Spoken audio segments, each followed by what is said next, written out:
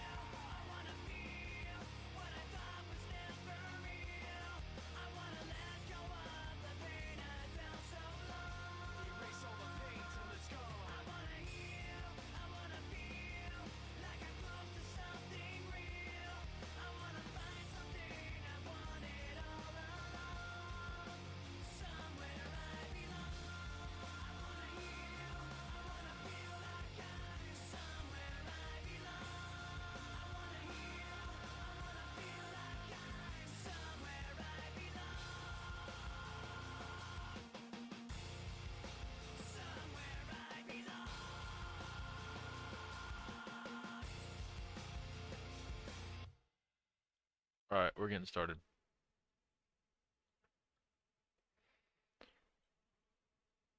Let me just move this out of the way. Oops. Not that one. This one. I think that's good right there. Yesterday we fucking cashed. It was amazing. Yesterday was a cash. So I want to go over yesterday's picks before we move on. Just because I want to make it clear how important game flow analysis is. I'm not going to sit here and glaze myself. Pause. What I'm going to do is fully explain why what happened happened. So I believe this was, yes, this was the stream yesterday. This is exactly where I want to be to.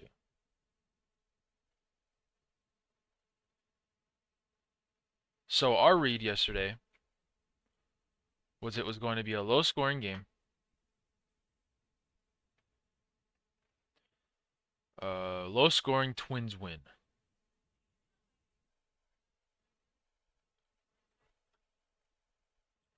We predicted it was a low scoring Twins win. We put it on paper right here.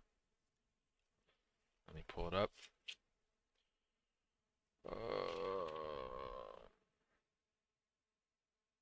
Royals versus Twins. So Vegas had it as a low scoring competitive Twins win. Sharp was just low scoring and competitive. There was no clear winner. So let's actually see what that game played out to be like. Reading using game flow analysis. Let's see. Let's see what our game flow analysis for this game yesterday. The Twins versus the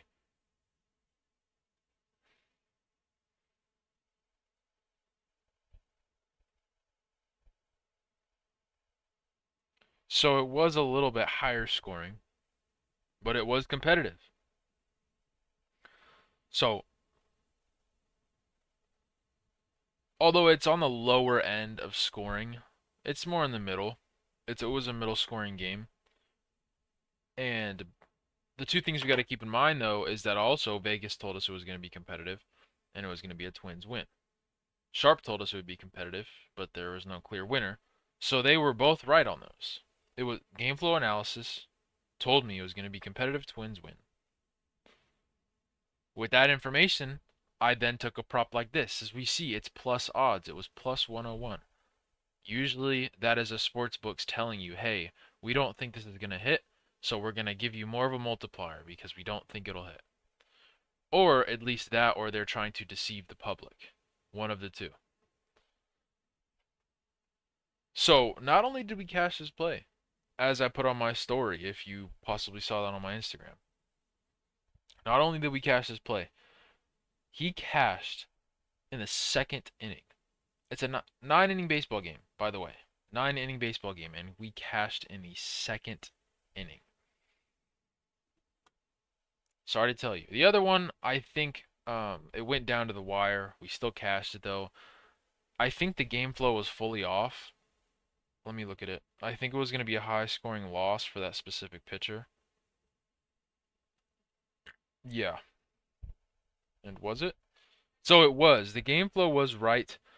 Unfortunately, though, I didn't like that we only, hit it by 0.5 because that's always something that's like, dang, that was really close to losing. We still hit, though. We still cashed. The game flow was amazing. As we said, let me just look really quickly. The Philly versus the A's. It's a high-scoring, controlled Philly win. High-scoring potential blowout Philly win. So the competitiveness, they lost by 3. It was spot on. Game flow analysis was spot on. And so what game flow analysis did was it sent me in a direction to look for props, and I went 2 for 2 yesterday. I think I got a 3.5 something X play yesterday. Because one of them had plus odds. So, what are we going to do today? The exact same thing. So, I'm going to write this down just as we did yesterday because that seemed to be very productive and schemable. I just liked the way it made me feel smart. So we're going to write this down. So we have the Knicks versus the Pacers. Today is 5/25. 25. Knicks versus Pacers. What is Vegas telling us? Vegas is telling us it's going to be a mid-scoring game. Vegas says mid-scoring. Competitiveness. What is this here? Mid-scoring, competitive Pacers win.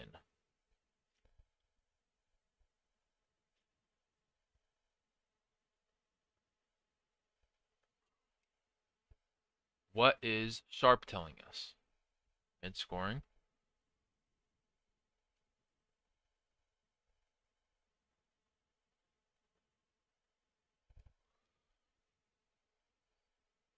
Interesting.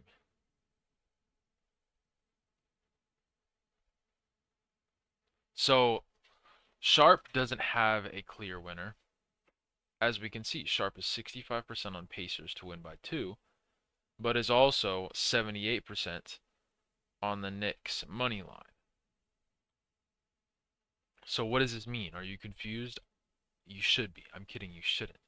What you should get from this is that what Sharp is doing is they're playing a game where they feel like they're going to win either way.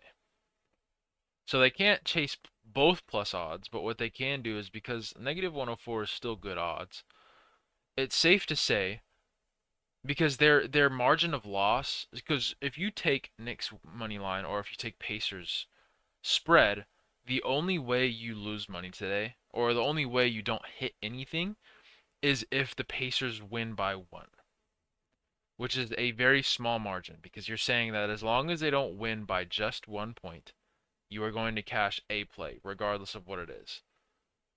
So that's why we see it. So basically what I'm getting from Sharp is they don't know who the winner is. They think it's going to be competitive. They think it'll be close enough. So mid-scoring comp is what Sharp is telling us. Is they can't figure out who's going to win. Now Vegas is telling us Pacers win. But do we think that the Knicks go down 3-0? Because obviously we know, for example, like the Thunder game. Thunder was favored in the game 3. It was favored by Vegas.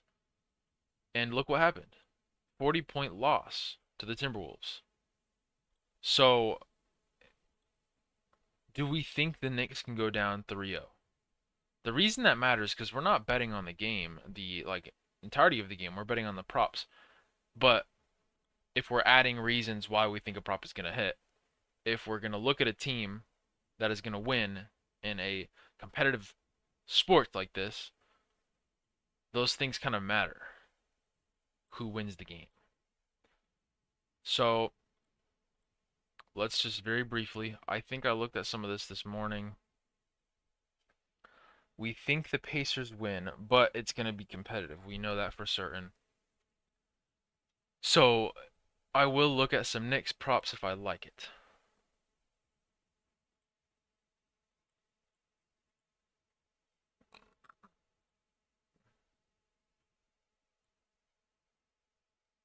Hart's minutes are dropping, which I'm pretty sad about, because I'm a big fan of like those players like Hart or like Randall, those like just those big bodies, pause, that'll like get on the floor and just, give you rebounds, give you assists. They're not going to be super skilled and flashy like a Kyrie, but like they just do their job. They show up. I like those kind of players. And as we can see, Josh Hart has a lot of lines available. He has 4 out of like the 15 that are available. I took this same exact play yesterday, or which day was it? I don't know. But as we can see, I think that was the day, and it was pretty fucking bad. Are his minutes dropping? Okay, they did drop as well. This is interesting. TJ McConnell.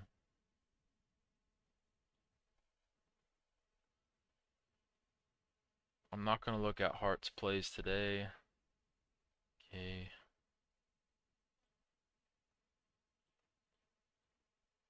Okay. Nesmith, not going to look. Don't think I should even look at him just because all of his lines are going to be inflated. This is probably the best Nesmith play you could have had for the day, but I'm still not going to do it just because.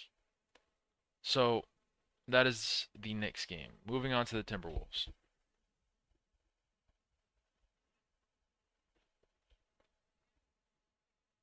It looks like Vegas is confident that it's going to be around 218. And 218 in our books is very close to edging a mid-scoring game, but it is a low-scoring game, under 220. They are saying it's going to be a competitive OKC win. Again, what we're doing is we're just looking at odds. When you see a negative odds, Vegas is telling you they think that is more likely to happen. Because obviously, if they think there's a play that's more likely to happen, they aren't going to pay you out as much. For example, let's say it's the Knicks versus the Wizards, or it's the Celtics versus the Wizards. 10 times out of 10, the Celtics are winning that unless Tatum gets shot. So the odds would be like negative 1,000 on the Celtics and be like plus 1,000 on the Wizards.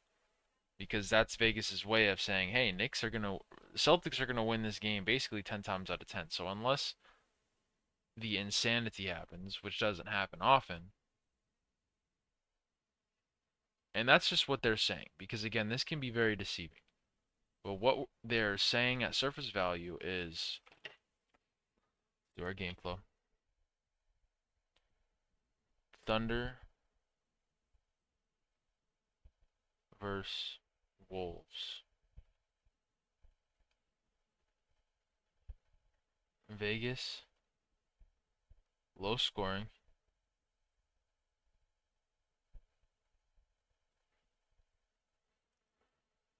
Competitive OKC. Comp OKC. Sharp is saying interesting. So as we can see, they are chasing plus odds again. They think it's going to be competitive. Because like we're saying, look, plus 103 on OKC, 51%. It's close, but plus 145, 71%. They're both favored by Sharp. So they're playing that same game we had previously talked about, where they think that if the OKC wins, they're at least going to win by 4 points. And if Minnesota wins, then they'll get the plus odds. So they're just trying to play this game. And obviously this one has higher payout, so this has more favor. Is what I'm trying to understand. Because it's very possible that the Timberwolves come out with this game. So Sharp is saying it's going to be a mid-scoring.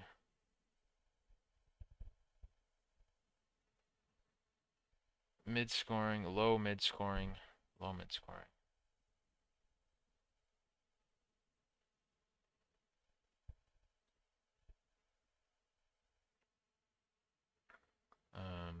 Comp game. Comp.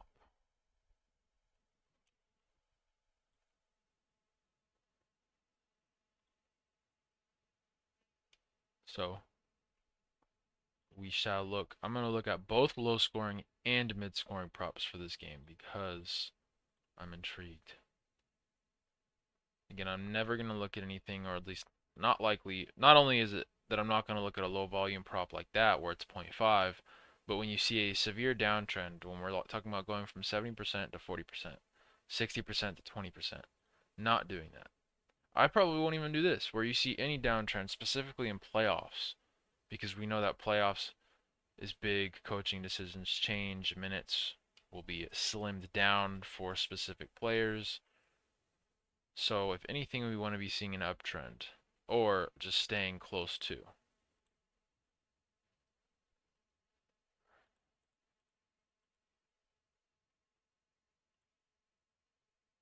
Okay, not that one.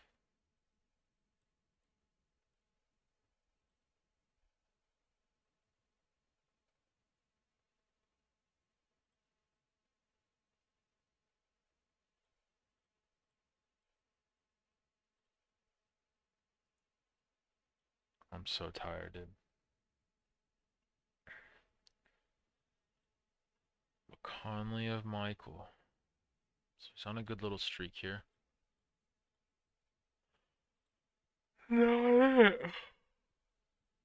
So, hold on. Actually, I forgot to do this. See if anything pops up.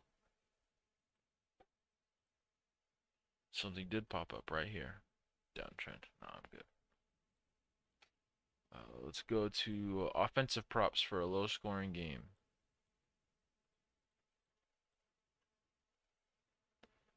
So I'm really locking in on the fact of like being logical. The players that get a lot of minutes and a lot of opportunities, I'm not even going to look at their unders, to be so real with you. I'm just not. Chet, I'm not taking your under. Or Shea or Chet. McConley, who I think his minutes have been up and down. Yeah, you got 14 minutes? Damn.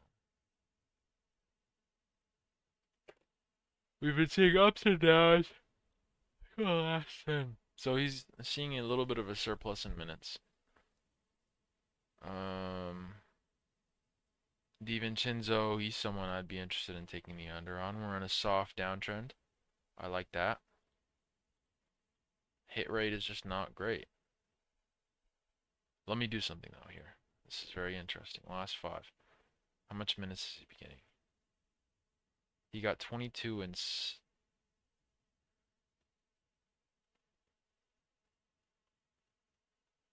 versus OKC, he got 30 minutes, then 22, and then 16. That is crazy. So what we're going to do is we're going to take the middle one. We're going to go 22 is the max amount of minutes he plays.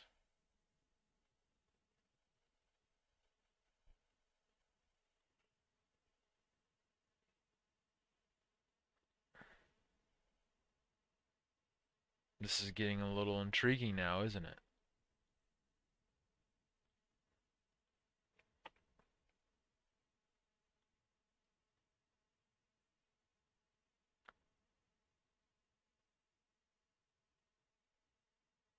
I'm liking this.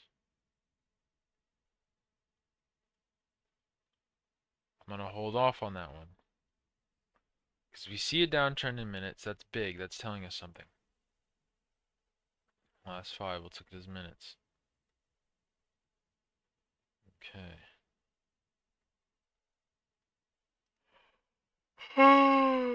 Oh,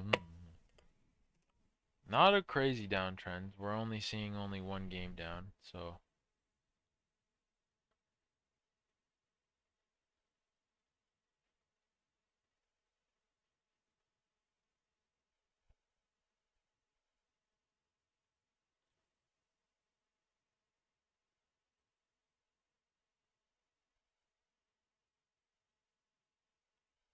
right. Now there is potential for it to be mid-scoring game with Sharp. So we're just gonna take a look. We're not gonna take anything unless we feel super, super confident in it. Dude, I'm so faded. His minutes.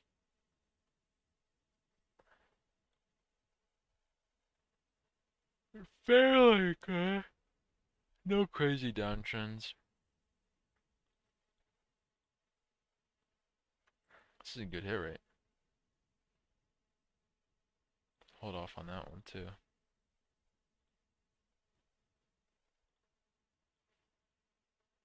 Man, this is a good hit rate too.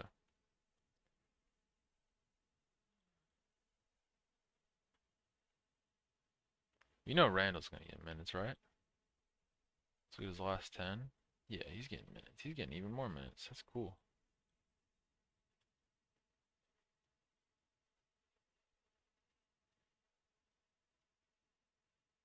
This was the start of playoffs, so minimum of 18.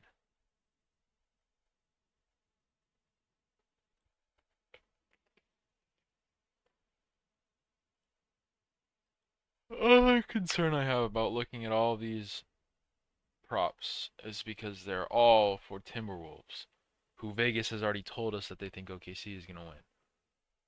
That's where I'm like concerned. Already took a Randall play. Wiggins on a downtrend. Hartenstein on a downtrend. Randall on an uptrend.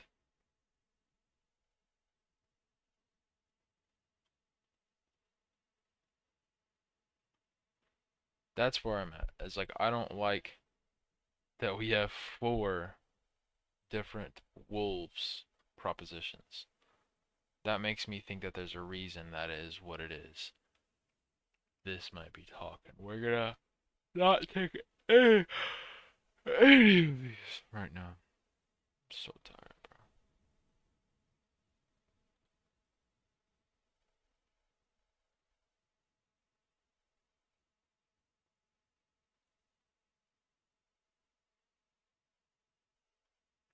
Any games late today?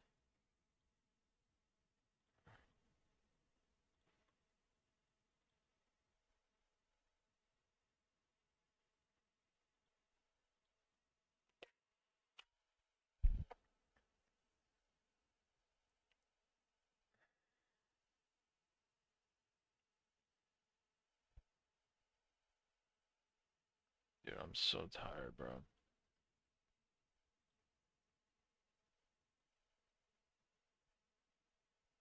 Damn it, man. We've got nothing, bro. Fuck it. I'm gonna react to something then.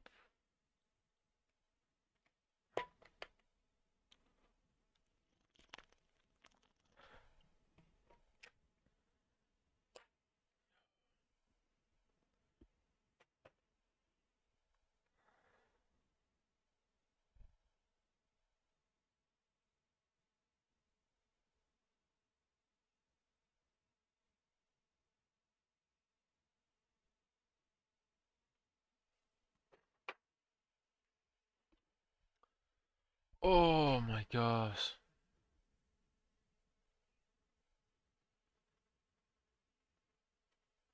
Something good to react to.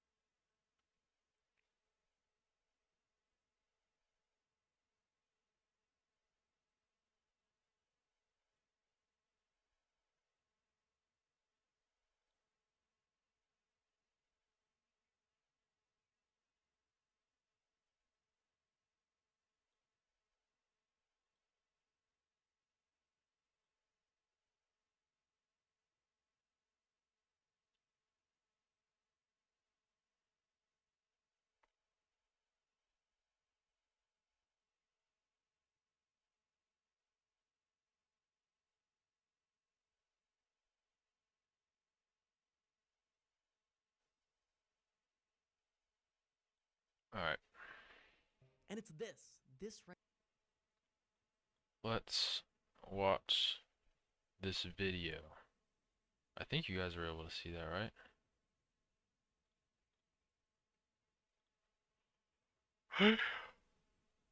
Okay. Let's do it. Less than a decade ago, sports betting was mostly illegal, but in 2018, the law preventing it was struck down. And since that decision, over half of America legalized it. And soon, apps like these guys saw an opportunity. And it's this right here, that looking back had an effect that most of us wildly underestimated. This activity that was historically done in casinos was now available in the comfort of your own home. And in just 2 clicks from your couch, you could place a bet. And why wouldn't I? It's my favorite team. I know all about them, and it's live. I gotta have an edge. And shockingly, what was once a family-friendly, generational pastime has accepted all of this with open arms. You can't watch a game today without seeing spreads or over-unders. All of this has created the perfect concoction to rocket ship this industry. And to put numbers on this, in just 7 years, Americans have bet nearly $450 billion. To put that into perspective, that amount is more than the annual revenue of Apple.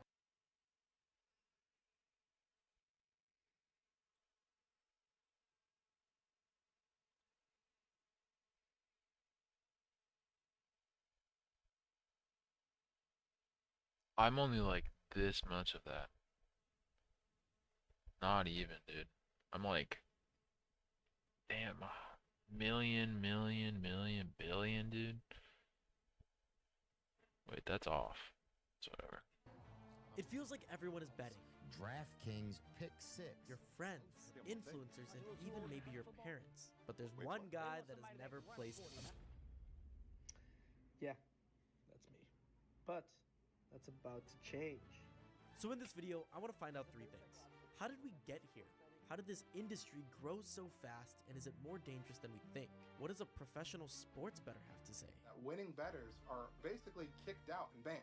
And hypothetically, let's just say I, a newbie, had to go up against a friend, a self-proclaimed degenerate gambler, in a $500 head-to-head challenge to see who could win more money betting on one night of basketball. Miss. What would happen? Well, funny enough, that's actually not hypothetical at all. This is what's going to happen. In fact, I think he's here.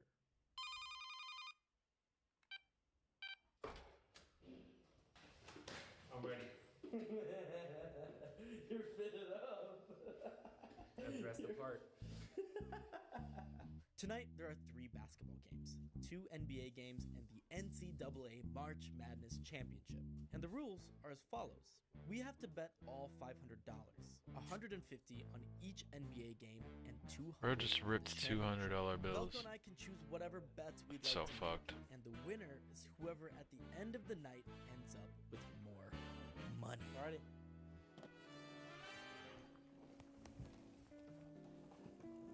See, the thing is, there's a very high likelihood that one of them ends up with no money at all. Velko. My name is Tejas Salur. Have you ever bet before? I've bet a lot. That's a lie. Win. I've gone I lost. And hours earlier, I was able to find and contact a professional. What to do? Yeah, a professional sports bettor. One of the hardest things about this video was finding someone who claims to be a professional for a couple of reasons. First, those who are profitable bettors don't want to give away their secrets. They want to stay anonymous, and rightfully so. And 2, those who are public and claim to be professionals often sell their picks, and I've been warned that this area can be a bit shady. And I kind of get that. If you make more money selling your picks than the actual betting itself, I feel like there's a red flag somewhere in there. So how do you find someone that is consistently profitable and public for the right reasons? My name is Q, and I would consider myself a professional in this space. Meet Q, a guy that checks both those things. Not only is he someone that is obsessed with sports, but he's someone that loves math and statistics, so he's really good at something called modeling. I'm trying to predict an outcome or predict the chance that an outcome happens, and then compare that to the odds that are being offered by a sports book. Within around 45 days, I had over $100,000 across all of my accounts, and then kind of scaled it up from there. Sports betting is not luck. However, if you think that you're going to be able to go and download publicly available data off of a website, throw it into an Excel file, and run a linear regression model on it, and suddenly have something that can beat the books, you're wrong. The average person cannot win. I need advice, Q. What do I do? Interesting. I don't know anything. What do I do to make This is sure interesting. I make more money or end with more money than he does? The advice that I would give you for your challenge, if the goal is to end up with more money than your friend, is to not bet at all. Because if you don't bet at all, you're simply betting on him losing instead of winning. The more you bet, the more different bets that you make, the more likely you are to end up down. So back to that question, what is my strategy? So I got a special strategy here.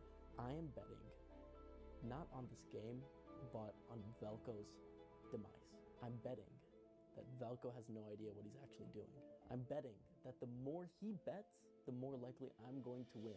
So my goal is to do as minimum bets as possible because the house is already against him. I play the law of large numbers.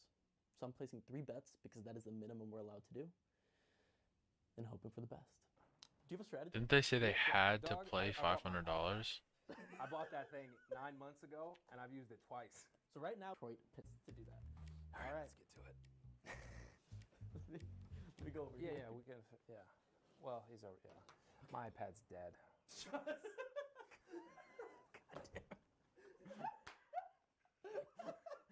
whole strategy's out the window. All right, I'm gonna have to go back to my roots. So right before game one, I was pretty confident. I knew my strategy going in, which was to put all $150 on one bet, since I wanted to do the minimum amount of bets possible. Yeah, all right. I've got 5 minutes, Q. What's your big recommendation here? And the bet that I decided to do was the under of the game, meaning that both teams together had to score below 231 points. All right, I'm placing my bet. He's placing a bet. I'm placing a bet. That's crazy, and that's it. Wow. I'm sitting there, my iPad's dead, and then the guy next to me, he's making a phone call to an expert gambler. I have no resources. He has the ultimate resource. I'm not feeling good. Bet placed. And as expected, as I looked left and saw Velko, he was doing the exact opposite. I just saw him placing bet after bet after bet. Asar Thompson off a great game, and Jalen Duren, who had a great game in Toronto, finish out the. I peppered some threes. Bet on a lot of money on Cade Cunningham having a strong game. I also have Cade Cunningham scoring 5 points quickly, the first to 5. The first to 5? Fiveson that starts the ball game for the Kings. Down the lane goes Cade on the Cade! first. Well, I also had Sabonis scoring the first bucket. There goes like $30. That I always expect to lose more bets than I win. That's why it's such a high volume of bets. You're really hoping just to hit about 5 of them, and if those 5 can help you break even or win more money. Who is this guy, bro? How is he in this video? How is this guy even in this video? To be so real with you, bro. Were you ever scared during these bets? Zero fear. Henry here got on the train with $200. He couldn't see any harm in a friendly game of Respectfully, cards. dude, no one's watching, so I'm just gonna watch this on my own. Unless someone wants to freaking chime in right now. Nope.